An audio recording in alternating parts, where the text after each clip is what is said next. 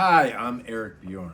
Today I'm going to be reading to you from my book, Waiting for Civilization, which you can find on Amazon, along with my 9 other books.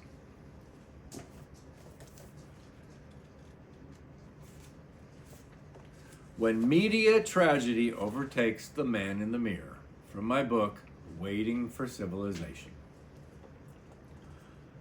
I know a man whose job exposed him so constantly to the abominations and dark recesses of the human heart that one day he looked in the mirror and could no longer recognize himself. There are thoughts inside me that I have wanted to open up for public consideration for some time. However, each time I have sat down to write them, a tragedy has occurred in one corner or another of our country, our world, that it has seemed ghostly inappropriate to post them. I thought people might think I was making light of bombing X or tornado Y or gun rampage Z, etc. Then I realized there would never be an appropriate time to share my thoughts, as the ubiquity and pervasiveness of tragedy is part of the very theme itself. In the late 1990s, I was a senior news editor in Washington, D.C. For a period of time, it was my job to oversee the transcription of the daily news cycle, first on CNN, then on National Public Radio. I will never forget my first day on the job at CNN. It was the day of the Capitol Hill murders, July 1998, if I recall correctly. I worked a 20-plus hour shift and continuously edited the breaking news coverage of the rampage of an idiotic gunman who took hostage our nation's capital and viciously stole the lives of several human beings. As a nation and world, we couldn't get enough. 1 month later, I found myself traveling to Seattle, Washington for the wedding of 2 dear friends. Their beautiful ceremony of love occurred in the aftermath of the U.S. Embassy bombing in Kenya. I still feel shame from my first thought of learning the news via an airport television. Thank God I'm not at work. The internet was nascent enough that most of us then were not exposed a la carte to the daily horrors of our world as we are now. When I left Washington and moved to Charleston, Virginia, I threw away my television. I couldn't stand the news anymore. A theory began to grow inside me. Over time, I reassimilated into being a consumer of media tragedy. September 11th, 2001, reintegrated me.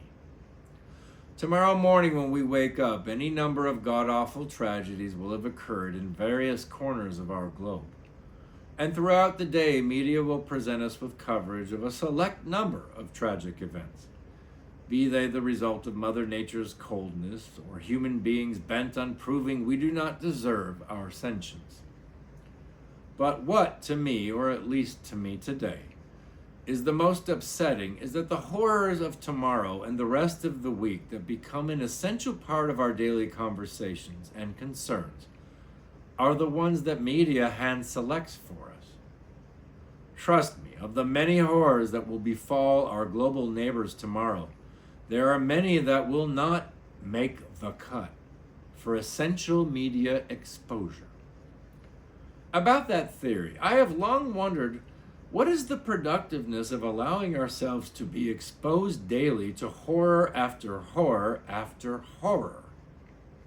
Moreover, to allow ourselves to be audience members for the hand-selected tragédie du jour. The other evening, I found myself shopping for blue jeans at a mall, thinking, how can I mindlessly shop for pants when all those people in place X are suffering from the devastation of Mother Nature? Hearing myself think that, that's when I finally decided to pen some of these thoughts. The time I spent working for CNN and NPR were absolutely awful. For 12 hours per day, I was constantly exposed to murder, disease, drought, genocide, terrorism, abuse, war crimes, and every other possible human tragedy that now compels human beings to be glued to a television, radio, smartphone, computer monitor, etc. By the end, like my friend, I too could no longer recognize myself. If you've made it this far in this essay, it's time to reread the beginning sentence. My poor friend, and one of the most accomplished and intelligent people I have ever known, his name is Brent.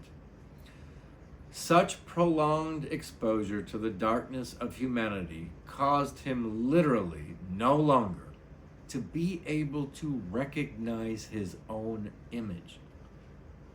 It is important to ask oneself the following question. If tragedy is indeed ubiquitous, how does one profit from experiencing it secondhand every day? What a dilemma we face in the 21st century. Because the scope of media has become so broad, we have reached a point that it is possible every moment of every day to behold some act or event that is simply god-awful, beyond words, horrible enough to make us donate $10 via our smartphone, inspires us to create political memes and hold candlelight vigils, energizes us to this, that, and the other. But really, it's even worse than that, because the handful of awful stories that you and I become fixated upon, concerned about, pick your phrase, on a daily basis are just the ones that have been hand-selected for you and me by a team of media producers who are convinced those are the stories which will capture your attention today, then tomorrow, then the day after that. At the end of my stint working for CNN and NPR, I had an idea, a hope, that someday someone might create a good news network, GNN, a 24-hour news cycle of positive stories, firemen saving cats in trees, a woman caught on video helping a homeless person, a dog pulling a baby from a burning home. Such stories of hope and promise are hand-selected for us by media producers on a daily basis as well.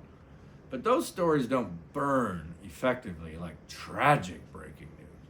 They don't keep you glued to your mobile device waiting for an update.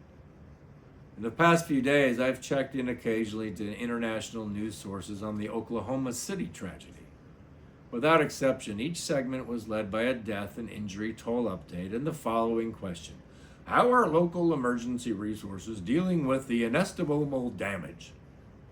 Then some local individual is interviewed for his or her experience of the unspeakable tragedy. It's obscene, but reality. Tragedy is carefully scripted for media consumers. In someone's mind, you are an audience member tuning in. And there is an economic bottom line to keeping you tuned in for more. Realizing this is what once caused me to throw away my television. And it's why I'm taking the time to throw some words on a computer monitor this evening. Boston, Cleveland, Oklahoma City, Sandy Hook, New Orleans. Conduct a Google search of Iraq bombing. Polis ad infinitum.